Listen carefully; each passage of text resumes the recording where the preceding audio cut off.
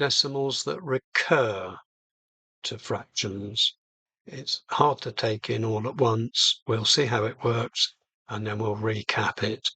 But the method is call the decimal you're given something like A. It doesn't have to be A, it could be Z or B or whatever. So A equals your given decimal.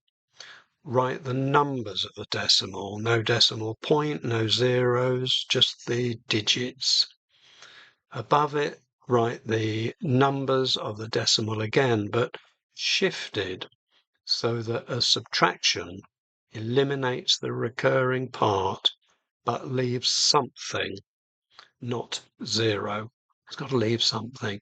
And this shifting bit, we'll see how that's done in a minute. Decide where to put the decimal points so that the result of subtraction is the smallest integer possible.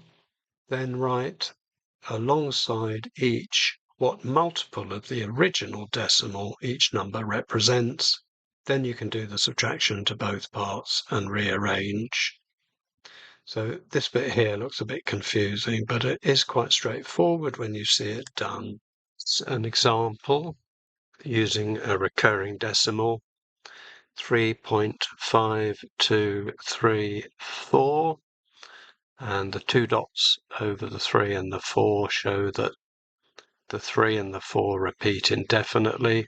So in reality, this is 3.5234343434, and so on, never ending.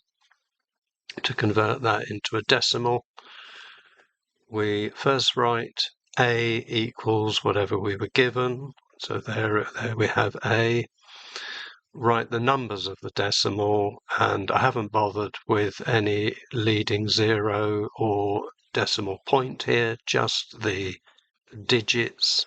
Above it, you write the numbers of the decimal, again, shifted so that a subtraction eliminates the recurring part but leaves something.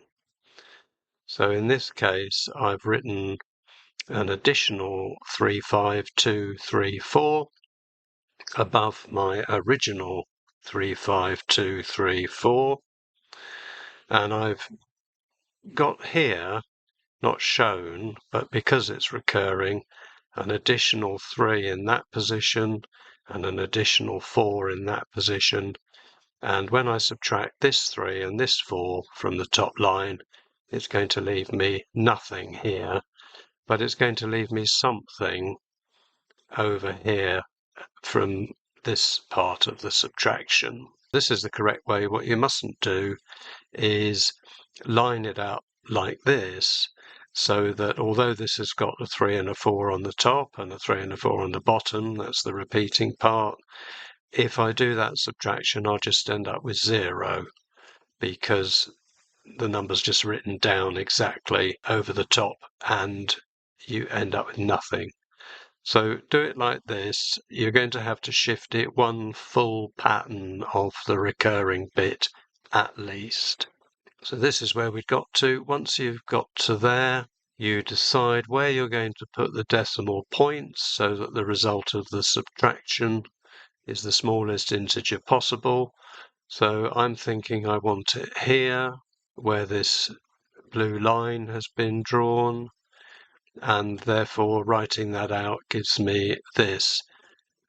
Now what I've done is, instead of putting the recurring dots over this 3, 4, I've added the missing, or the first repeated 3, 4 and put the dots over those. And the only reason I've done that is because if I'd left this as it was, 3, 5, 2, 3, 4 decimal point and nothing here, it would just look a bit strange to have a decimal point not followed by anything.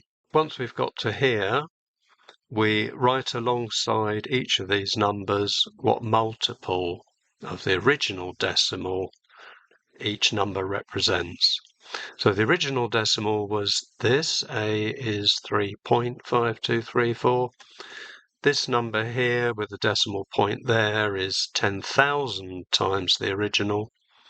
That number there with the decimal point there is 100 times the original. So this is really what we're aiming to get to from doing all of that. We then do the subtraction to both parts, that is the decimal bit and the bits that have got multiples of A in them. We subtract, we get 34882 point nothing in this case, and that's what we're aiming for, is to have nothing there to make this an integer. And on this part we get 9900A, and we rearrange that. So I've dropped the decimal point here, I don't need that because it's an integer, and therefore dividing both sides by 9900 we get A is 34882 over 9900, and we can simplify that to this number here. So just to recap on that method, now that you've seen it, this should make more sense. You write the decimal down as being equal to A, you write the numbers of the decimal, don't worry about the decimal point, any leading or trailing zeros. Above it, you write the numbers of the decimal again, and you shift it to the left so that a subtraction eliminates the recurring part but leaves something behind. Decide where you're going to put the decimal points so that the result of the subtraction is the smallest integer possible, and write alongside each what multiple of the original decimal each number represents, so like 100A or 1000A. Do the subtraction to both parts and rearrange.